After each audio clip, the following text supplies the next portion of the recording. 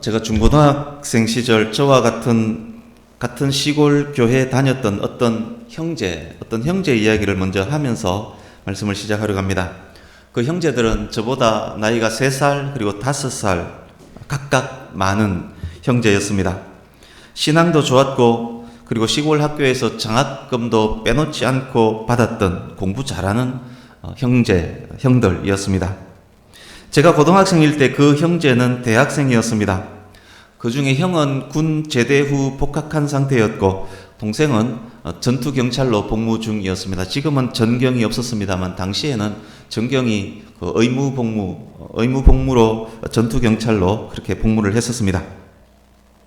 80년대 초중반 당시 대학가는 하루가 멀다 하고 시위가 있었습니다. 동생이 전투경찰로 배치받아 근무한 지 얼마 되지 않는 때 주일에 교회에서 형이 학교에서 데모하던 이야기를 제게 해주었습니다. 이렇게 이야기를 했습니다. 전경들이 교문 밖에서 최루탄을 쏘아대고 시위대는 전경을 향해서 열심히 돌을 던지고 스크럼 짜서 전경들을 밀어내기로 하던 그 자리에 이 형이 있었습니다.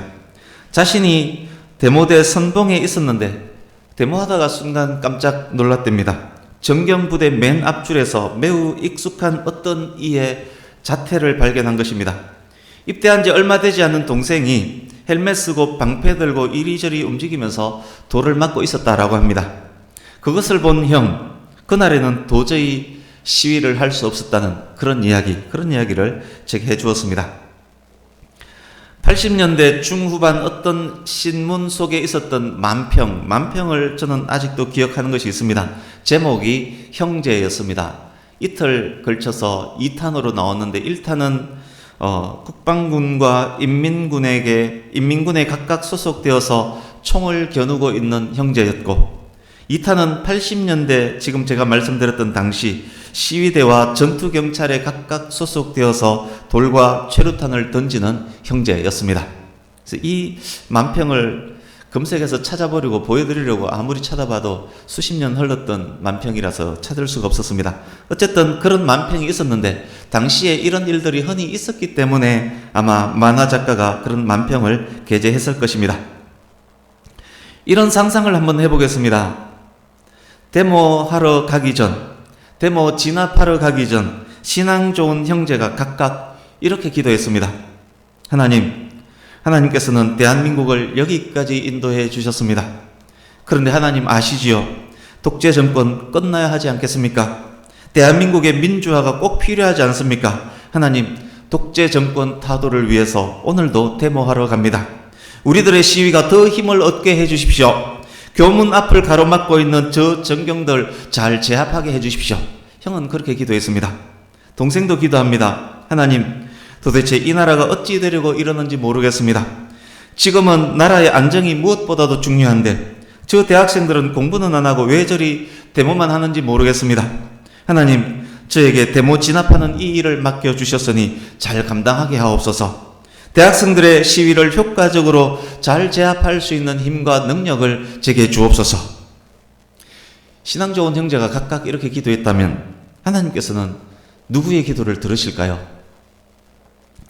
몇 년 전 설교에서 인용 한번 했던 이야기이지만 비슷한 이야기가 있습니다. 미국 남북 전쟁 당시 북부의 지도자는 링컨 대통령이었고 남부의 지도자는 로버트 리 장군이었습니다. 두 사람 모두는 신실한 그리스도인이었습니다. 두 사람 모두는 매일매일 하나님께 기도했습니다. 전쟁 중에 링컨이 기도했던 일화들은 굉장히 유명한 이야기입니다. 어느 날 기도하고 나오는 링컨에게 한 참모가 이렇게 말했습니다. 하나님은 정말 힘들겠습니다. 대통령께서도 리 장군도 매일매일 하나님께 기도하는데 대통령과 리 장군 스스로는 또한 적군의 수장들인데 그들이 이렇게 매일 하나님께 기도하면 하나님은 도대체 누구의 기도를 들어주실까요? 그러자 링컨이 이렇게 대답합니다. 이건 역시 매우 유명한 말입니다. 나는 단 한 번도 하나님 제 편이 되어 주십시오. 그렇게 기도한 적 없어. 나는 오늘도 제가 하나님 편에 설 수 있도록 해 주십시오. 라고 기도했어. 그렇게 링컨이 말했다라고 합니다. 데모하는 형도 데모를 막는 동생도 하나님을 사랑합니다. 형도 동생도 대한민국을 사랑합니다. 노예 해방을 위해 싸우는 링컨도, 백인들의 권리를 위해 싸우는 리도 하나님을 사랑합니다. 링컨도 리도 미국을 사랑합니다. 그런데 각각의 기도는 정반대의 기도입니다. 하나님께서 머리가 아프셨을까요? 하나님께서는 역사의 주관자이십니다. 하나님께서는 하나님의 뜻을 반드시 이루십니다.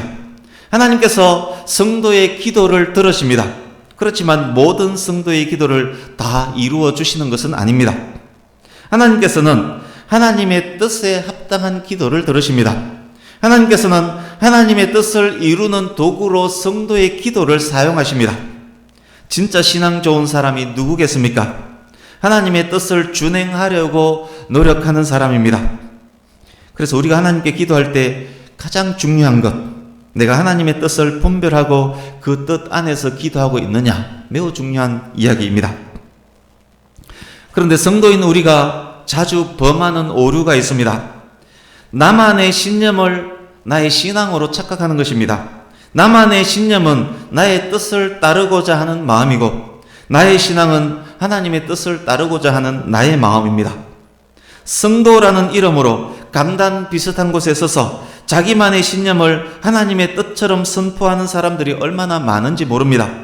내 뜻에 맞으면 그것이 정의이고 내 뜻과 다르면 불의로 간주하는 사람 얼마나 많은지 모릅니다. 그것은 신앙이 아닙니다. 자신만의 신념, 독선일 경우가 많습니다. 저와 여러분의 신앙이 참된 신앙이 맞는지, 아니면 저와 여러분의 신념으로 흔들림 없이 착각하며 살고 있는 것은 혹시 아닌지, 그것도 생각하시면서 오늘 말씀에 집중할 수 있기를 바랍니다. 지난 2주간 복습을 겸해서 짧게 예레미야서 전체 배경 설명을 먼저 하겠습니다. 북이스라엘이 죄로 인해 아수르에게 망하는 것을 남유다가 지켜보았습니다. 그렇지만 남유다는 그것을 통해서 교훈을 얻지도 못했고 깨닫지도 못했습니다. 오히려 더욱 범죄합니다.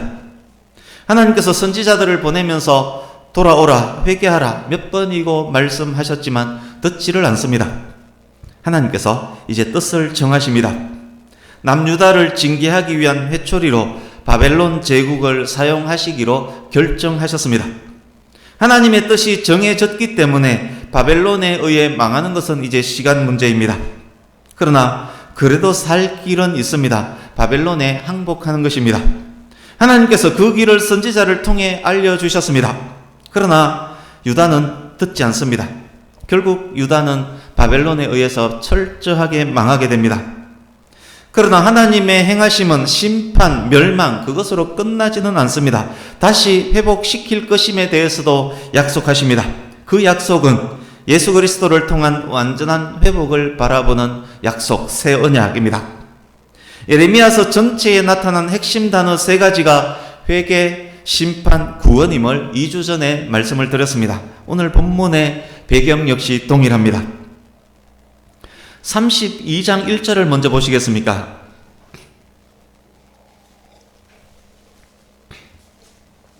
예레미야서 32장 1절 보시면, 이때가 언제냐? 유다의 마지막 왕 시드기야가 왕이 된 지 10째 해, BC 588년 남유다가 바벨론에 의해서 처참하게 멸망하기 2년 전입니다.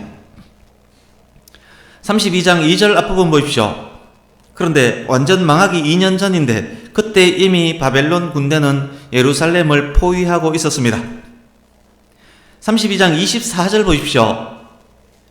포위된 예루살렘의 상황이 더 구체적으로 진술되어 있습니다. 바벨론 군대가 만든 참호가 예루살렘에 이르렀습니다. 우리 성경에 참호로 번역되어 있지만 이것은 잘못된 번역입니다. 참호로 번역된 원어 솔렐라는 토성, 토둔을 의미합니다. 옛날 전쟁은 어떻게 했느냐? 적의 성이 높으면 그 성을 제압하기 위해서 흙을 쌓아서 성 높이로 만듭니다. 그래서 다리를 만들고 성을 점령하는 것이 과거 전쟁이었습니다. 그것이 성 높이로 흙을 쌓는 것이 바로 토둔입니다. 여기에 있는 참호는 바로 그 토둔입니다. 바벨론이 토둔, 토성을 쌓았는데 그 높이가 얼추 예루살렘 성벽 높이에 이르렀다는 말입니다. 뿐만 아닙니다. 포위된 성 안에는 먹을 것이 없습니다. 외부 통로가 막혀 있기 때문에, 포위되어 있기 때문에 성 안에 먹을 것이 있을 리가 없습니다. 거기에 전염병까지 창궐합니다. 32장 현재 유다는 그야말로 대책도 대안도 희망도 소망도 없는 절박한 상황입니다. 다시 32장 2절로 가서 뒷부분 보십시오. 이런 때 선지자 예레미야는 궁중에 있는 감옥에 갇혀 있습니다. 예레미야 선지자가 왜 수감되어 있을까요? 그 이유가 3절에 기록되어 있습니다. 쉽게 설명하면 이런 내용입니다. 예레미야가 유다에게, 그리고 유다의 왕 시드기야에게 하나님의 말씀을 이렇게 전했습니다. 하나님께서 이미 뜻을 정하셨다. 하나님께서 유다를 바벨론 손에 넘기실 것이다. 시드기야 왕은 끌려가 바벨론 왕의 얼굴을 직접 보게 될 것이다. 유다가 바벨론과 맞서 싸울지라도 절대 이기지 못한다. 바벨론을 회초리로 사용해서 유다의 죄를 징계하는 것이 하나님의 뜻이기 때문이다. 하나님의 뜻이 이미 정해졌으니 하나님의 뜻에 순종하라. 너희가 살려면 바벨론에게 항복하라. 예레미야가 그렇게 하나님의 말씀을 전했습니다. 예레미야의 예언을 들은 시드기야 완전 열받았습니다. 그래서 이렇게 말합니다. 예레미야, 너만 하나님 사랑하냐? 너만 나라 사랑하냐? 나도 하나님 사랑하고 나도 나라 사랑한다. 네가 어찌 그따위 예언을 한단 말이냐? 하나님의 백성 유다가, 하나님의 성 예루살렘이 오랑캐 바벨론에게 망한다는 것이 말이 되느냐? 그것이 어찌 하나님의 뜻이 될 수 있단 말이냐? 여봐라, 저따위 예언을 한 예레미야를 하옥하라. 일이 그렇게 된 것입니다. 여러분, 시드기야의 신앙, 하나님의 백성으로 이루어진 나라, 남유다의 왕, 신앙 좋다고 여겨질 수 있는 시드기야 왕의 신앙이 진짜가 맞습니까? 지금껏 하나님께 지은 큰 죄들을 회개하기는커녕 깨닫지도 못하고 있습니다. 하나님의 뜻을 깨달을 수조차 없습니다. 시드기야는 자기만의 신념으로 자기 뜻과 맞을 때만 하나님의 뜻으로 인정을 하고 있습니다. 하나님의 뜻인지 아닌지의 여부를 자기가 판단하고 있습니다. 시드기야의 신앙은 신앙이 아니었습니다. 시드기야는 자기만의 신념을 신앙으로 착각하고 있습니다. 우리도 얼마나 자주 나만의 신념과 신앙을 착각하는지 모릅니다. 말씀 두 곳을 제가 읽어드리겠습니다. 요한복음 3장 27절 제가 읽습니다. 요한이 대답하여 이르되, 여기에 요한은 세례 요한입니다. 요한이 대답하여 이르되, 만일 하늘에서 주신 바 아니면 사람이 아무것도 받을 수 없느니라. 로마서 13장 1절 제가 읽어드립니다. 각 사람은 위에 있는 권세들에게 복종하라. 권세는 하나님으로부터 나지 않음이 없나니 모든 권세는 다 하나님께서 정하신 바라. 우주 역사, 인류의 역사, 각각 나라의 역사를 주관하시는 분은 오직 하나님이십니다. 역사를 주관하시는 하나님께서 권세와 능력을 어떤 나라, 어떤 정부에게 주시는 것입니다. 그것들 역시 하나님의 섭리의 은혜 안에서 합력하여 선을 이루어가는 것입니다. 하나님의 뜻을 그렇게 이루어가는 것입니다. 하나님께서는 죄 많은 나라, 악인들을 다스리는 도구로 그 권세를 사용하시는 것입니다. 아수르를, 북이스라엘을 때리는 회초리로 사용하셨던 것처럼 바벨론을, 남유다를 때리는 회초리로 권세를 주어서 그렇게 사용하고 계시는 것입니다. 이제 본문으로 가겠습니다. 33장 1절입니다. 예레미야가 아직 감옥에 갇혀 있습니다. 예레미야가 아직 감옥에 있다는 것은 32장에 있었던 내용들, 우리가 설명은 하지 않았지만 32장에도 어떤 내용이 있고 또 32장이 소요한 시간도 있습니다. 32장에 있었던 내용들과 32장이 흘러갔던 그 시간, 그것이 전해졌지만 그 시간 동안 예레미야가 계속 하나님의 말씀을 전했지만 시드기야는 여전히 자기만의 신념으로 꿈쩍도 하지 않고 있다는 말입니다. 그때 하나님의 말씀이 두 번째로 임합니다. 임한 말씀은 구원과 회복의 말씀입니다. 동일한 내용, 구원과 회복의 말씀이 두 번 반복된 것은 그 일이 확실하다는 의미입니다.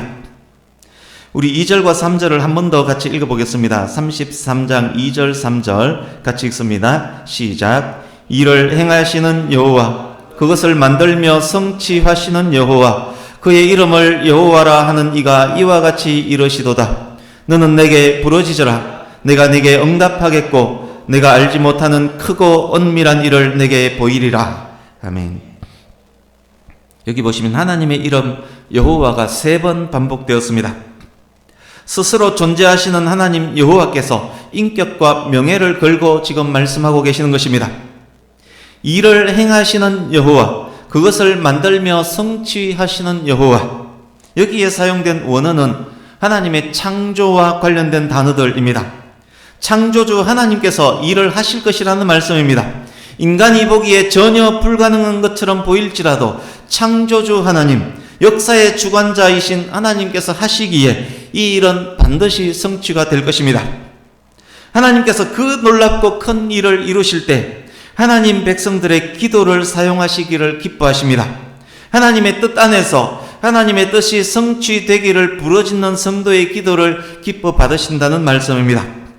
하나님께서 예레미야에게 말씀하셨습니다. 예레미야야, 너는 내게 부르짖으라.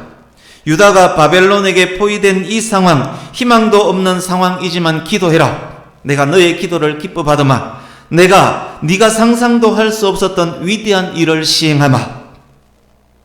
하나님께서 행하시려고 하는 크고 은밀한 일, 그것이 무엇일까요? 도저히 희망이 없는 이스라엘과 유다의 구원과 회복입니다. 그것에 대해서 구체적으로 기록된 것이 3절에서 26절까지입니다. 오늘은 그중 첫 번째 단락이라 할 수 있는 4절에서 13절까지만 요약해서 전하려고 합니다. 이제 4절, 5절 보십시오.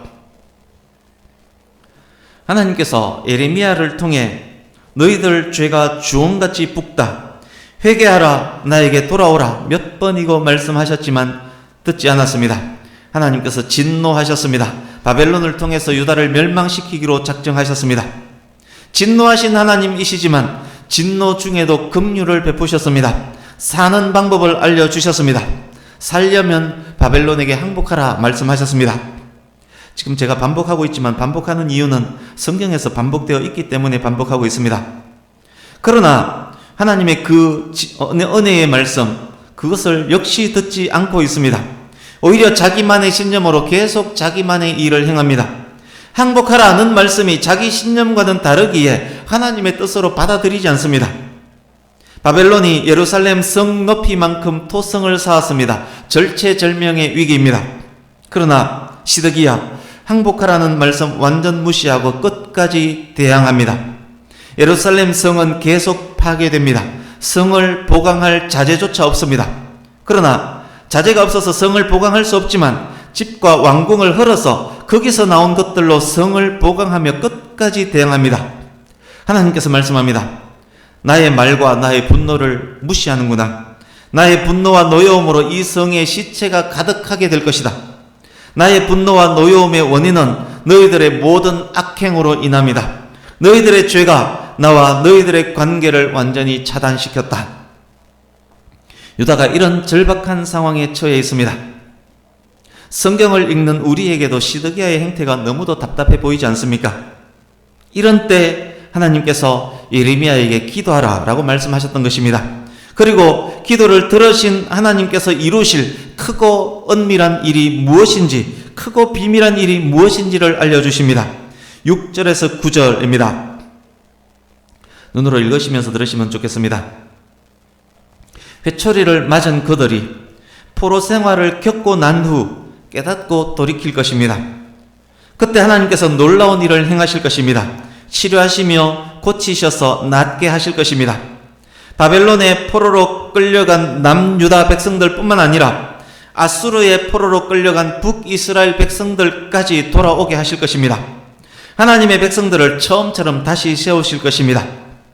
우리 8절을 같이 읽습니다. 8절 시작. 내가 그들을 내게 범한 그 모든 죄악에서 정하게 하며 그들이 내게 범하며 행한 모든 죄악을 사할 것이라. 아멘. 하나님의 이 말씀에 예레미야는 너무도 기뻤을 것입니다. 멸망의 원인이 죄로 말미암음이었는데 그 죄를 정하게 하시고 용서하실 것이라고 말씀하고 계시기 때문입니다. 본질적 회복, 영적인 회복에 관한 말씀이기 때문입니다. 9절도 함께 읽습니다. 9절 시작. 이 성읍이 세계 열방 앞에서 나의 기쁜 이름이 될 것이며 찬송과 영광이 될 것이요 그들은 내가 이 백성에게 베푼 모든 복을 들을 것이요 내가 이 성읍에 베푼 모든 복과 모든 평안으로 말미암아 두려워하며 떨리라. 아멘. 뿐만 아닙니다. 하나님께서 무엇을 말씀하고 계시느냐? 이스라엘의 놀라운 구원과 회복을 세계 만민이 보게 될 것입니다. 세계 열방들 앞에서 이스라엘은 하나님의 자랑이 될 것입니다. 이스라엘이 하나님의 이름을 높이며 하나님께 찬송과 영광을 올려드리는 도구가 될 것입니다.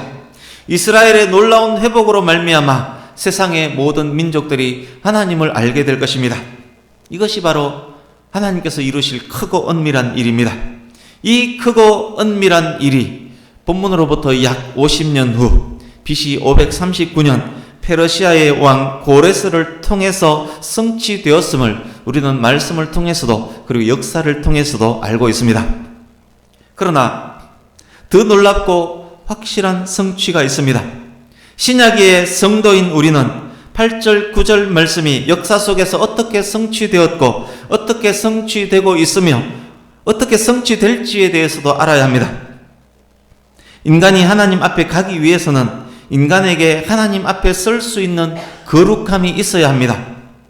모든 죄악이 정하게 되어져야 한다는 말입니다. 하나님께서 죄를 용서해 주셔야 한다는 말씀입니다. 하나님께서 그것을 위해서 독생자 예수님을 이 땅에 보내셨습니다. 죄로 인해 내가 죽어야만 하는 그 죽음을 예수께서 나의 죄를 대신 지고 나의 죽음을 대신 죽으셨습니다. 내가 받아야만 하는 하나님의 심판을 하나님의 아들 예수께서 대신 받으신 것입니다. 내가 하나님의 독생자 예수님의 대속하심을 믿을 때 하나님께서 나의 죄를 보지 않습니다. 아들 예수가 내 죄에 대한 책임까지 지고 대신 죽었기 때문입니다. 하나님께서 믿는 나의 죄를 용서해 주십니다. 하나님께서 믿는 나를 의롭다, 정하다 인정해 주십니다. 그렇게 의롭다 인정받은 사람이 바로 성도입니다. 그 성도들의 모임이 바로 교회입니다. 하나님께서 교회와 성도를 보시고 기뻐하십니다. 교회와 성도라는 이름은 하나님의 기쁜 이름이 됩니다.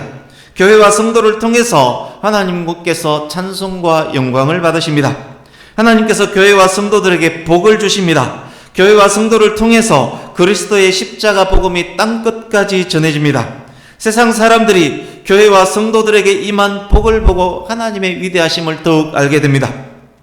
8절 9절 말씀이 지향하는 것, 예수 그리스도의 오심, 예수 그리스도의 십자가 대속, 교회의 탄생, 교회가 받는 복, 교회를 통해 영광과 찬송을 받으시는 하나님, 빛의 역할, 소금의 역할을 감당하는 교회입니다.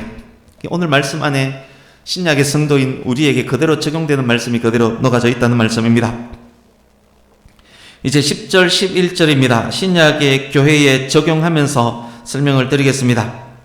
크고 은밀한 일이 미래에 성취되었습니다. 이스라엘이 회복되었습니다. 일상이 회복되었습니다. 사막이었던 그곳에 샘이 넘쳐 흐릅니다. 회복된 이스라엘 안에서 기쁨과 감사가 넘쳐납니다. 무엇보다도 중요한 것이 있습니다. 보십시오. 감사의 제사를 드리고 있습니다. 하나님을 찬양하고 있습니다. 찬양의 가사를 보십시오.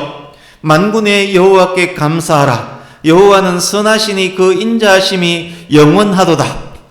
예배가 회복된 것입니다. 여러분, 예배가 얼마나 중요한 것인지요. 심판의 과정들, 회복의 과정들을 겪은 이스라엘, 회복의 결과 가장 눈에 띄는 것이 회복된 예배입니다. 이것이 무슨 말씀입니까? 이스라엘 백성들이 하나님께 범죄했다는 것은 그들에게 온전함의 예배가 없었다는 말입니다. 온전함의 예배를 드리는 성도였다면 그들의 삶 속에 거룩도 있었을 것입니다. 이스라엘 백성들 일상이 온전한 예배자의 삶이었다면 아수르, 바벨론의 회초리는 없었을 것입니다. 저와 여러분 일상의 삶이 온전한 예배자의 삶이라면 하나님께서 때리는 징계의 회초리가 우리에게는 없을 것이라는 말 또한 됩니다. 하나님 앞에 겸손하다면, 하나님 앞에 바른 예배를 드린다면, 참된 예배자의 삶을 살아간다면 그들은 하나님과의 좋은 관계를 유지할 것입니다. 그것이 하나님과의 동행입니다. 하나님의 징계 받을 이유 없습니다. 오히려 하나님께서 주시는 복 안에서 풍성하고 형통하며 강성한 삶을 살게 될 것입니다. 그러기에 예배 성공이 곧 인생 성공인 것입니다. 백양교회 성도님 여러분, 간절히 바랍니다. 무엇보다도 예배에 성공하시는 분 되시기를 간절히 바랍니다. 이제 12절 13절입니다. 회복된 이스라엘, 회복된 예배자, 거룩한 성도의 삶을 우리가 산다면 그것으로 인해 교회와 사회와 국가까지 변화를 받을 것입니다. 성도가 빛의 역할, 소금의 역할을 잘 감당한다면 성도의 말 한마디 한마디, 성도의 행동 하나하나에 세상이 주목할 것입니다. 성도의 말, 성도의 행동이 사회에 영향을 미치게 될 것입니다. 온전한 예배자, 거룩한 성도가 바로 힘있고 능력 있는 그리스도인인 것입니다. 오늘날 교회와 성도를 보십시오. 독선과 아집과 욕심이 많습니다.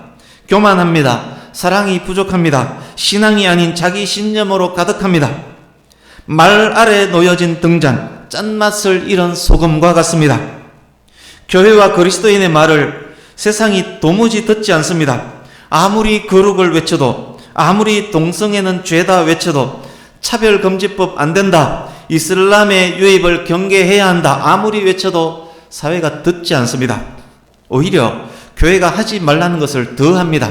그렇게 할 때 더 있어 보입니다. 맛을 잃은 소금이 길에 버려져서 밟히고 있는 형국이 바로 그런 형국입니다. 예배에 성공하지 못하고 거룩에 성공하지 못한 성도의 외침은 그렇게 되고 마는 것입니다. 오늘날 한국교회의 실정입니다. 우리가 나라와 백성을 진정으로 아끼고 사랑한다면 무엇보다도 예배를 회복하고 거룩을 회복해야 하는 것입니다. 논리, 이론 등등 따지기 전에 먼저 교회가 교회답고 성도가 성도다워야 하는 것입니다. 목회자가 정계 진출할 생각, 재벌될 생각하지 말고 하나님 앞에 선 목회자, 모범이 되는 목회자, 존경받는 목회자가 되어야 하는 것입니다. 푸른 풀, 맑은 물을 성도에게 먹이는 사명을 더 잘 감당해야만 하는 것입니다.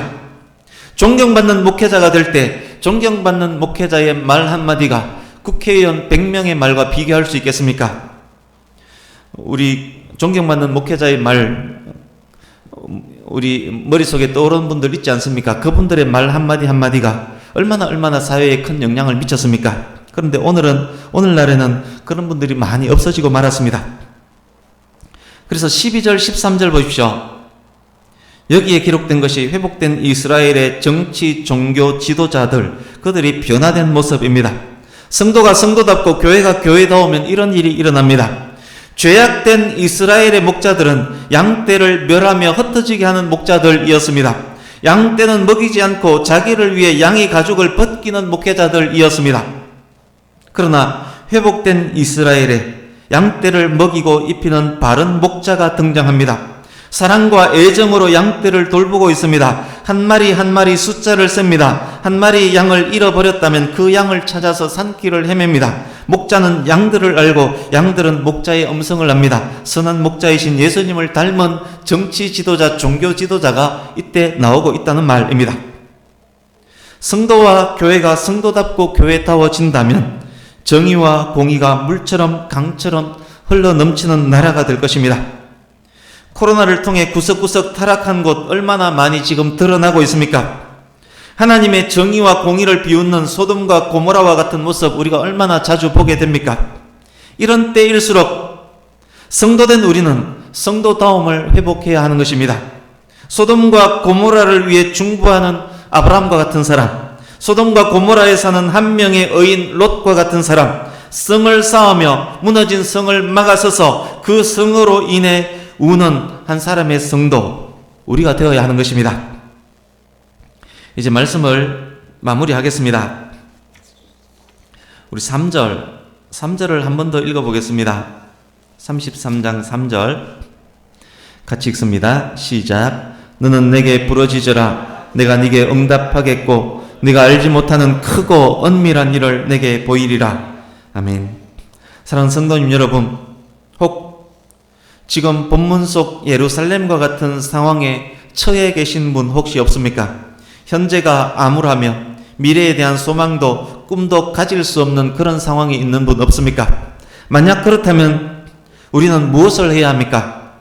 하나님께서 말씀합니다. 나는 창조주 여호와이다.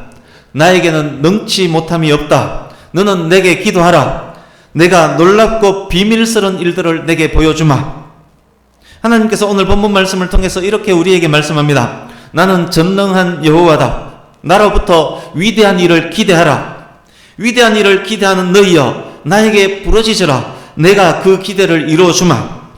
사랑하는 성도님 여러분, 여러분의 상황이 어떠할지라도 여러분께서 하나님의 백성이라면 여러분을 통해서 하나님께서 이루실 엄청나고 위대한 일을 기대할 수 있습니다. 기도할 때 하나님께서 이루어 주실 것입니다. 그렇다면 우리는 무엇을 기도해야 합니까? 내 뜻을 붙잡고 기도해야 합니까? 나만의 신념을 붙잡고 하나님께 매달려야 합니까? 아닙니다. 그렇게 해서는 위대한 일의 성취를 볼 수 없습니다. 40일 금식 기도할지라도 그렇게 해서는 위대한 일을 볼 수 없습니다. 본문 속 시드기야도 그렇게 했던 사람 중에 한 사람입니다. 그렇다면 우리는 무엇을 부르짖어야 합니까? 하나님의 뜻을 분별하고 하나님의 뜻 안에서 구하면 됩니다. 그렇다면 하나님의 뜻은 무엇입니까? 우리가 하나님의 뜻을 정확히 알 수는 없습니다. 그러나 분별은 할 수 있습니다. 본문을 통해 하나님께서 우리에게 하나님의 뜻 분별하는 방법도 알려주십니다. 9절 보십시오. 이스라엘을 향한 하나님의 궁극적 뜻이 잘 기록되어 있습니다. 세상 사람들 앞에서 하나님의 기쁨이 되는 것, 세상 속에서 하나님의 영광을 나타내는 도구가 되는 것, 세상 속에서 하나님 찬송의 도구가 되는 것, 이스라엘을 통해 이루시고자 하시는 하나님의 뜻입니다. 이것이 또한 성도된 우리를 향한 하나님의 뜻입니다. 우리는 무엇을 어떻게 부르짖어야 할까요? 무엇을 구할 때 하나님께서 들으시고 우리를 통해 하나님께서 크고 비밀한 일을 나타내실까요? 이렇게 분별해야 합니다. 이 기도를 하나님께서 들으시고 기뻐하실까? 이 기도하는 나를 하나님께서 기뻐하실까? 이 기도가 이루어진다면 하나님의 영광이 될까? 이 기도가 이루어진다면 하나님의 찬송이 될까? 그것으로 분별하고 구하면 됩니다. 신실한 예배자만이 드릴 수 있는 기도입니다. 예수 그리스도를 닮은 거룩한 성도의 기도입니다. 그 기도를 하나님께서 들으실 것입니다. 9절 뒷부분 보십시오. 그렇게 기도하는 그에게 이루어 주실 뿐만 아니라 하나님께서 넘치는 복도 겸하여 주실 것입니다. 하나님께서 복 주셨음을 세상 사람들도 보게 될 것입니다. 복받은 성도로 인하여 세상 사람들도 하나님을 찬양하게 될 것입니다. 그 성도는 더욱 신실한 예배자로, 더욱 겸손한 예배자로, 더욱 온전한 예배자로 세워질 것입니다. 그의 말이 국회의원 100명의 말보다 더 힘있고 능력 있는 말이 될 것입니다. 진정 힘있고 능력 있는 그리스도인이 되는 것입니다. 하나님을 감동시키고 세상을 변화시키는 성도가 될 것입니다. 하나님께서 이루실 크고 은밀한 일이 그렇게 계속해서 이어질 것입니다. 말씀을 마칩니다. 사랑하는 이 자리 모든 성도님 여러분, 저와 여러분 모두가 하나님으로부터 크고 위대한 일을 기대할 수 있는 성도가 될 수 있기를 축복합니다. 하나님께서 이루실 크고 위대한 일을 직접 보게 되는 놀라운 성도님 되시기를 축복합니다. 저와 여러분의 이름이 하나님께서 기뻐하시는 이름이 되고 저와 여러분을 통해서 하나님께서 영광 받으시고 찬송 받으시는 귀한 여러분 되시기를 예수님 이름으로 축복합니다. 오늘 말씀을 잘 새기면서 그 말씀에 순종하실 때 그렇게 크고 놀라운 일이 반드시 우리와 우리 자녀들을 통해서 이루어지게 될 것입니다. 기도하겠습니다.